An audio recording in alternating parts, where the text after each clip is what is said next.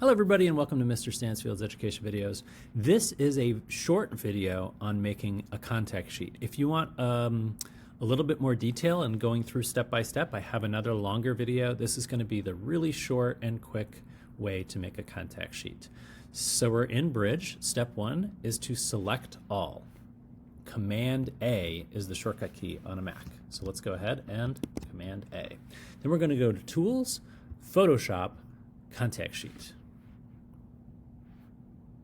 We're going to go down here. We're going to choose 3 columns, 5 rows, rotate for best fit, uncheck. And if you've done this before, this should already be done. You don't have to change anything. We're going to click OK, and then we're going to let it run. The last step is to save it. We're going to save our contact sheets in a special way. We're going to go to File, Automate, PDF Presentation, and I'll show you that as soon as this is done loading. Now, a reminder as it's loading, if you have multiple pages, this could take a few minutes. Here on this particular project, I have 18 images, so it might take another 10-15 seconds or so. After it loads the first page, it's going to load the second page like so. And now we're ready to save. File, Automate, PDF Presentation, and we're going to go ahead and add open files, click Save. Now this is important. We want to find the right folder to save it to.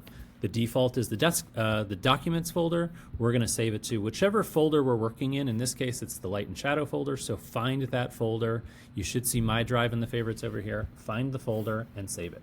Highlight the file name, leave the .pdf. You're going to type in your last name, not my last name, or last first, right?